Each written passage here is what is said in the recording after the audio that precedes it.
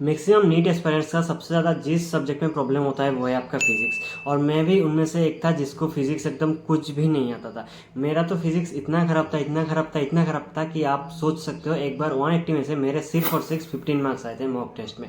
तो आज मैं कुछ ऐसे तरीके बताऊंगा जिसको आप फॉलो करके, मतलब जो मैंने भी फॉलो किया था बेसिकली, उससे लेके आप डिसेंट स्कोर तक जा सकते हो। ठीक है, एटलीस्ट 100 प्लस आप 120 130 तक स्कोर कर सकते हो। इवन मैंने भी 120 के आसपास मैंने लास्ट में स्कोर किया था नीट में। ठीक है, और देखता हूँ क्योंकि सारे मैंने खुद ट्राई किए हैं, खुद मैंने एक्सपीरियंस किया है, अपने एक्सपीरियंस से बोल रहा हूँ। अभी मैं सेकेंड ईयर में हूँ, तो तुम इसको फॉलो कर सकते हो। और हाँ, अगर तुम्हारा मान लो एक डिसेंट स्कोर ऑलरेडी आ रहा है, जैसे मान लो 120 130 तुम ऑलरेडी स्कोर कर रहे हो और तुम 180 तक ले जाने का मतलब ट्राई कर रहे हो, तो मुझे नहीं लगता तुम इस वीडियो के साथ रिलेट कर पाओगे, क्योंकि मैं एकदम बेसिक लेवल, एकदम जीरो लेवल से फिजिक्स में कैसे स्कोर करना है उसके बारे में थोड़ी बहुत बात करूँगा। ठीक है, तो अगर तुम मेरे जैसे हो, एकदम कुछ भी नहीं आता, मान लो 30 40 50 मार्क्स मतलब 100 के नीचे स्कोर आता है, और इसको तुम एक अच्छे लेवल पे ले जाना चाहते हो, तो फिर ये वीडियो तुम्हारे लिए है। ठीक है, वीडियो को एंड तक देखना, और चैनल पे नए हैं तो सब्सक्राइब कर देना, और वीडियो को लाइक जरूर कर देना।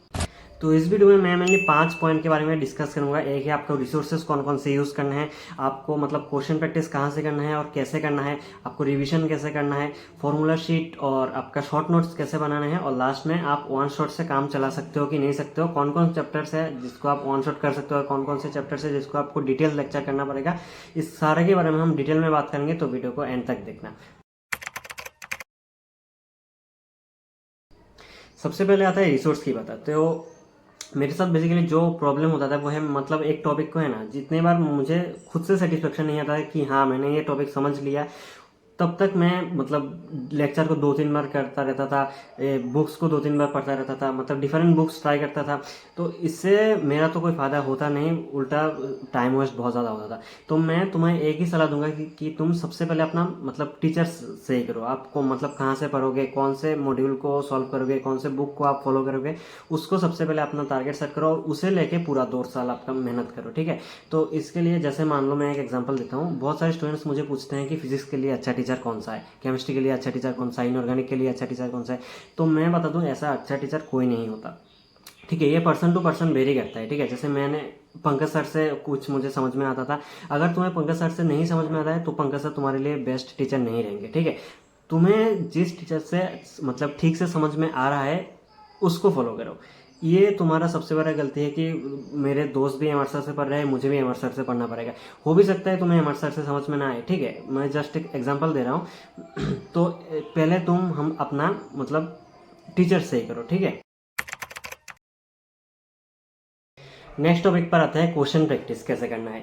ठीक है, मैक्सिमम बच्चे ये गलती करते हैं कि जहाँ से मिले वहाँ से क्वेश्चन प्रैक्टिस करना स्टार्ट कर देते हैं। उनको लगता है कि जितना मतलब मॉड्यूल ज़्यादा यूज़ करेंगे उतना ज़्यादा उनका मार्क्स इंक्रीज होगा, जो कि बिल्कुल भी गलत है। लिमिटेड रिसोर्स यूज करो, कॉन्सेस रिसोर्स यूज करो। ठीक है, जैसे मान लो एमआर सर के नोट्स में से जितने सारे क्वेश्चन आते हैं सारे तुम अगर कर लिए तो तुम्हारा फिजिक्स मान लो 70% हो गया।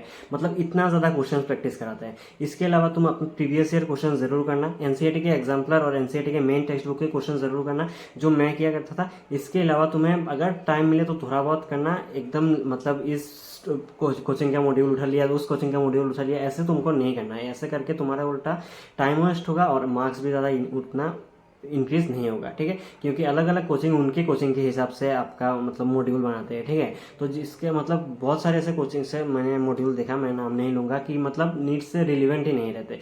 नीट में ऐसे सवाल 10-15 साल पहले पूछा जाता था, अभी ट्रेंड बदल चुका है, तो तुम्हें उस ट्रेंड के साथ साथ चलना है। उसके लिए तुम्हें कंसाइज रिसोर्स यूज़ करना होगा, जो जैसे मैंने बताया सारे के मतलब क्लास के में से जितने सारे क्वेश्चन है उसको प्रैक्टिस करो। प्रीवियस ईयर क्वेश्चन आपको सॉल्व करना है, प्रीवियस ईयर क्वेश्चन आपके डायरेक्ट क्वेश्चन आते हैं, लेकिन रिसेंट जो है जो आप जेई मेन के क्वेश्चन सॉल्व कर सकते हो, उससे मतलब उस लेवल का क्वेश्चन ना भी आए तो भी आपको एक मतलब आपका एक प्रैक्टिस हो जाएगा कि हाँ इस टाइप का क्वेश्चन आ सकता है। तो ये तुम्हें ध्यान रखना पड़ेगा। नेक्स्ट हम रिवीजन के बारे में बात करते हैं। तो मैंने बहुत सारे यूट्यूब पे वीडियोस देखा कि 147 रूल वगैरह वगैरह, तो ये सब तो मुझसे नहीं होता था। ठीक है, मुझे जब लगता था कि मतलब मैं चीज़ों को भूल रहा हूँ, कोई किसी भी चैप्टर्स को भूल रहा हूँ, उसको मतलब उस दिन ही रिवाइज कर लेता। जैसे मान लो मैं पढ़ रहा हूँ बायोटेक्नोलॉजी, ठीक है, लेकिन मुझे लग रहा है कि मैंने एनिमल किंगडम पूरा एग्जांपल्स जो है सारे भूल गए, तो तब जाके साथ साथ जाके उसको रिवाइज कर लेता था। और रिवाइज करने का एक तरीका, मैं मतलब इस चैनल को स्टार्ट करने से के दिन से मैं बोल रहा हूँ कि रिविजन करने का एक परफेक्ट तरीका होता है, आप बुक खोल के नहीं, बुक बंद करके एक ब्लैंक पेज लेके उस पे उस टॉपिक पे जितना आपको याद है उसको लिखते रहो, ठीक है। आपको जितना याद आए उसके मतलब लिखने के बाद आप बुक खोल के मैच करो कि कौन सा आपका मतलब मिस हो गया, कौन सा पॉइंट आपका गलत हो गया। उस पॉइंट को आप जितना ज़्यादा रिवाइज करो तो उससे इससे ही है कि एक इफेक्टिव रिविजन आपका हो पाएगा, ठीक है। नेक्स्ट आता है फॉर्मूला शीट और शॉर्ट नोट्स कैसे बनाएं। तो ये फिजिक्स में बहुत ज़्यादा हेल्पफुल होता है, क्योंकि आपको लास्ट के टाइम में आपको ये बहुत मतलब हेल्प करता है रिवीजन करने में, ठीक है।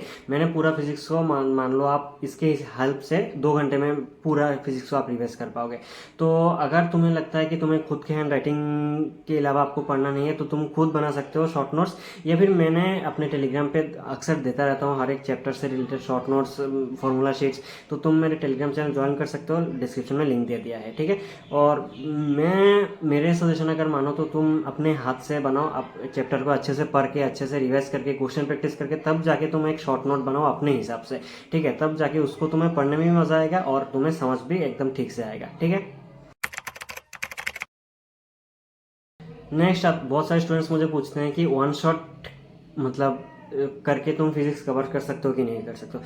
मतलब इसका है कि अगर मैं प्रैक्टिकल आंसर दो तो 11th का जो फिजिक्स है ना, उसको तुम्हें डिटेल में करना पड़ेगा, क्योंकि उसमें मतलब बहुत सारी चीज़ें होती हैं जो तुम्हें समझना पड़ता है, मतलब थ्योरेटिकल नहीं होते चीज़ें। और 12th के फिजिक्स का पार्ट थोड़ा ऐसा है कि आपको तुम्हें अगर मतलब फॉर्मूलाज आ गए तो तुम्हें क्वेश्चंस मोटा मोटा बन जाता है, ठीक है। लेकिन 11th का फिजिक्स जो है वो आपका बेस है, अगर तुम उसको डिटेल में नहीं करोगे तो तुम्हारा फिजिक्स मतलब उतना अच्छा भी नहीं हो सकता, ठीक है। तो ट्राई करो कि 11 के जो जैसे मान लो मैकेनिक्स का पार्ट हो गया उसको तुम डिटेल्स में करो, ठीक है।